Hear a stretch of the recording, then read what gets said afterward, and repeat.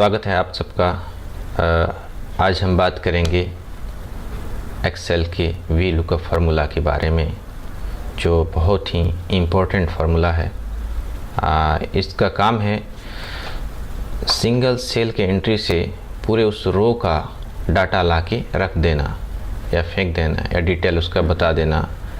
Generally जैसे कि हम पीओ बनाते हैं या इनवाइस एंट्री करते हैं, जैसे हम एसक्यू या बारकोड की एंट्री करते हैं उसकी आईडी की, तो उसका पूरा डिटेल लाके हमारे सामने रख देता है। ये काम ठीक वैसे ही करता है, उसके पूरे रो का जो उसके सामने रो है उसमें से डिटेल लाके दे देता है। तो चलिए समझते हैं कि ये काम कैसे करता है। एग्जाम्पल के तौर पे मैंने एक छोटा सा फॉर्मेट बना लिया है। यहाँ पे आप देख रहे होंगे कि मैंने 2 शीट प्रिपेयर किए हैं। एक शीट में डाटा है और डाटा रहना ज़रूरी है, ये तभी इसी डाटा को लाके वहाँ पे देगा। और दूसरे शीट पे मैंने एक पीओ बनाने के जैसा या कुछ भी एक सिंपल फॉर्मेट बना दिया है, जहाँ डाटा को हमें लाना है सिंगल एंट्री के ज़रिए। तो इसकी पूरी डिटेल में थोड़ा समझेंगे अच्छा से। ये वीडियो लास्ट तक देखें ताकि आप फाइनल स्टेज में मैं एक बढ़िया सा टिप्स बताने वाला हूँ, जिससे कि इसमें एरर ना आए। तो चलिए शुरू करते हैं। ये एसक्यू है, ये बारकोड है। अब हम सिंगल एंट्री यहाँ पे एसक्यू जो है, यहाँ देख रहे होंगे एसक्यू 38001002 है। तो हम इस एसक्यू के एंट्री करने से barcode, item name, price and stock आना चाहिए।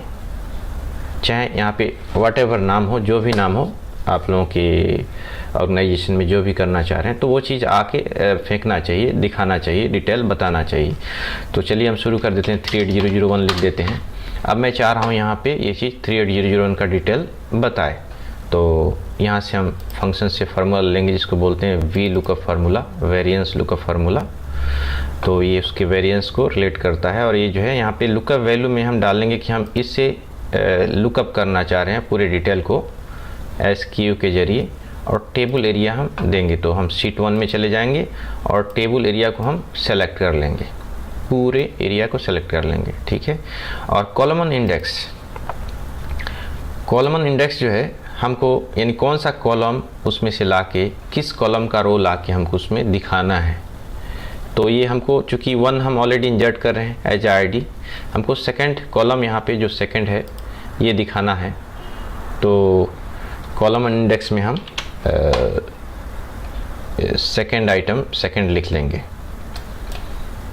यहाँ पे थोड़ा मिस्टेक हो गया, ठीक है, सेकंड कर देते हैं। और रेंज लुकअप में ऑलरेडी यहाँ पे रेंज लुकअप ये स्ट्रिंग एक है एक्सेल का, जो यहाँ पे क्लियर समझा रहा है कि ट्रू या फॉल्स लिखना पड़ता है। ट्रू लिखने पे ओमिटेड नियर बाई मैच दिखाता है, अगर वो मैच नहीं रहा तो। और फॉल्स लिखने पे एग्जैक्ट मैच दिखता है, मैच नहीं है तो नॉट एप्लीकेबल नहीं बताता है, वो बताता ही नहीं है, ही नहीं बोलता है। तो यहाँ पे हम फॉल्स लिखेंगे ताकि ट्रू एग्जैक्ट मैच आए, नो एरर ना हो। तो देखिए यहाँ पे ये ला करके बारकोड दे दिया। जैसे हम इसको हटाते हैं, नॉट अप्लीकेबल, ये नॉट अवेलेबल या अप्लीकेबल जो भी है ये नहीं बता रहा है, अवेलेबल नहीं है चीज़ें। 38001 ठीक है, लिख के चलते हैं, हम आगे बढ़ते हैं। तो आगे भी हम इसको क्या करेंगे,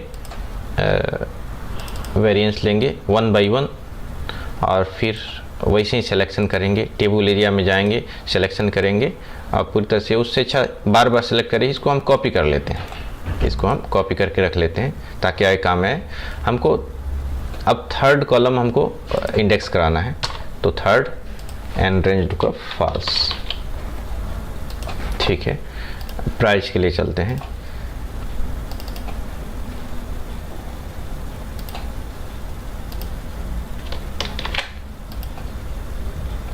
fourth column and range lookup false.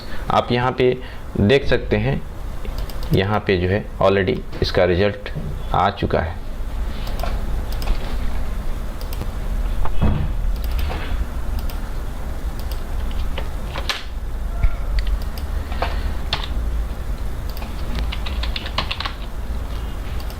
ठीक है, ये फार्मूला बन गया मेरा।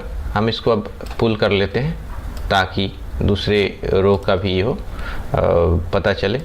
अब यहाँ पे लिखते हैं 38005 38010 38020 38002। हाँ, यहाँ देखिए एक प्रॉब्लम हो रहा है 38001। ये मैं आपको बाद में बताऊंगा कि एक प्रॉब्लम है क्या और कैसे सॉल्व करें इसको। जो है मैंने यहाँ पे 38001 लिखा है और 38001 जब दोबारा लिखना चाह रहे हैं तो नहीं आ रहा है। 38021 ये सब आ रहा है। ठीक है, तो अब चले हम वेरीफाई कर लेते हैं। 38005 जो है स्पीड कंट्रोल रिंग जो है यहाँ पे 38005 स्पीड कंट्रोल रिंग, जिसका प्राइस 5 है, स्टॉक 10 है। उसका प्राइस 5 है, स्टॉक 10 है। ये सब बराबर चल रहा है। अब लास्ट में मैं बोनस टिप जो देने वाला हूँ, जो वेरी इंपॉर्टेंट है, वो समझना हमारे लिए बहुत ही ज़रूरी है। तो वो बोनस टिप जो है यही है कि ये 38001 जैसे ही हम लिख देते हैं, दोबारा जब 38001 लिखते हैं तो ये नहीं आता है। ये आना चाहिए एक्चुअली।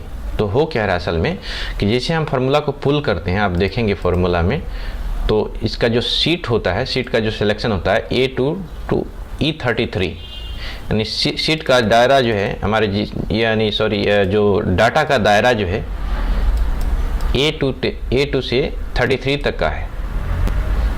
ये जो इसका जो सिलेक्शन है,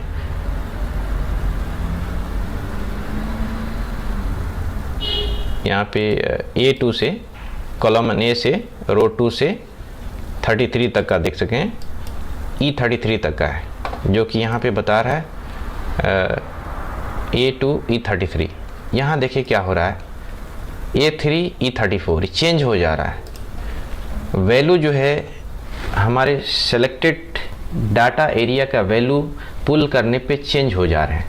अब हमको ये करना है कि ये चेंज ना हो वैल्यू। ये वैल्यू अगर चेंज ना होगा, स्टेबल करना है, तो इसको डॉलर साइन के जरिए हमको बाइंड करना होता है। और वो हम बाइंड कर देंगे तो वैल्यू कितना भी पुल करेंगे कभी भी चेंज नहीं होगा, कभी भी एरर नहीं आएंगे। और वो बाइंड कैसे करते हैं मैं आपको समझाता हूँ। इसको कैंसिल कर देते हैं। अब हम यहाँ चलते हैं। यहाँ जाने के बाद से 1 by 1 बाइंड करेंगे। A2 पे रख के F4 प्रेस करेंगे, हिट F4। ये अपने आप देखेंगे $A एंड $2 ले लिया कॉलम 1। फिर यहाँ पे रख के F4 डालते हैं तो फिर से इसने डॉलर के जरिए बाइंड कर लिया है। इसको हम ओके करते हैं, नेक्स्ट पे जाते हैं और repeat the process. Okay, next,